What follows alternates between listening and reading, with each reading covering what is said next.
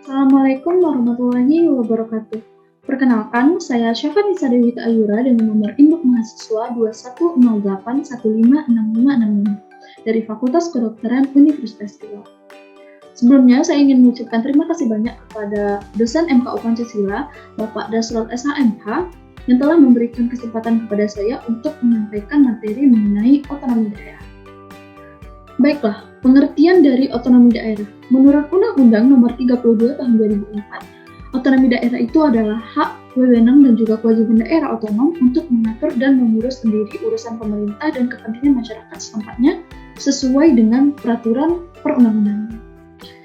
Otonomi daerah di Indonesia ini telah diatur dalam undang-undang yang dalam perkembangannya telah mengalami perubahan dan terakhir dengan Undang-Undang Nomor 23 Tahun 2014. Berbeda dengan pengertian dari otonomi daerah, di mana daerah otonomi yaitu sebuah kesatuan masyarakat hukum, yang di mana kesatuan tersebut memiliki batas daerah tertentu. Lalu, tujuan dari otonomi daerah. Tujuan dari dibentuknya otonomi daerah ini, yang pertama meningkatkan pelayanan kepada masyarakat, lalu mengembangkan kehidupan masyarakat yang didasari oleh demokrasi, lalu mewujudkan suatu keadilan sosial bagi seluruh lapisan masyarakat. Karena di sini otonomi daerah nantinya pemerintah itu akan memberikan kewenangan seutuhnya kepada daerah untuk mengatur sendiri daerahnya. Lalu bertujuan juga tentunya untuk mewujudkan pemerataan dari daerah.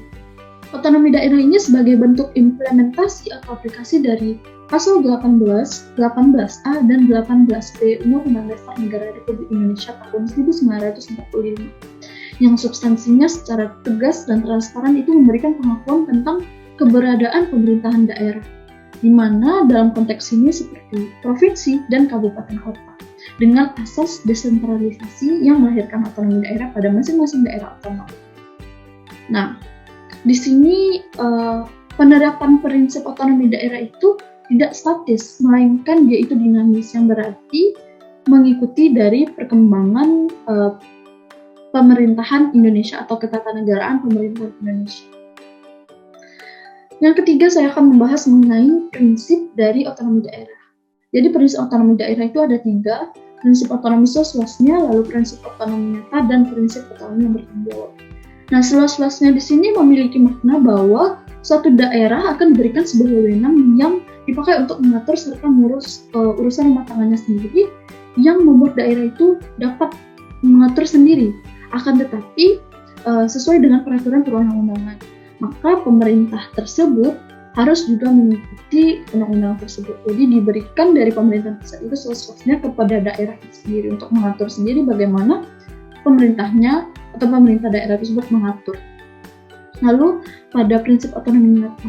Nah, di sini suatu daerah itu kan akan diberikan sebuah wewenang. Wewenang tersebut digunakan untuk menangani urusan dari pemerintahan.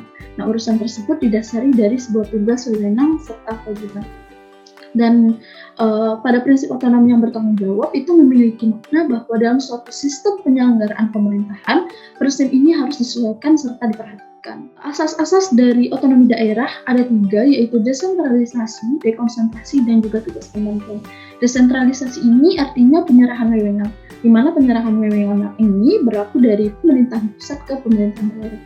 Nah, adapun landasan atau dasar hukum dari penerapan otonomi daerah yaitu terdapat pada Undang-Undang Dasar Tahun 1945 Amandemen Kedua yang terdiri dari pasal 18 ayat 1-7, pasal 18A ayat 1 dan 2, dan pada pasal 18D ayat 1 dan 2. Lalu ada juga TAP MPR RI nomor 15/MPR/1998 mengenai penyelenggaraan otonomi daerah, lalu Undang-Undang nomor 33 tahun 2004 mengenai perimbangan keuangan antara pemerintah daerah dan pusat. Baiklah, dari penjelasan saya tadi, saya dapat mengambil kesimpulan bahwa inti dari otonomi daerah itu adalah dalam sistem negara Indonesia, kewenangan yang diberikan kepada pemerintah daerah ini untuk mengatur dan mengelola urusan dan kepentingan masyarakat mereka sendiri yang sesuai dengan peraturan perundang-undangan yang berlaku.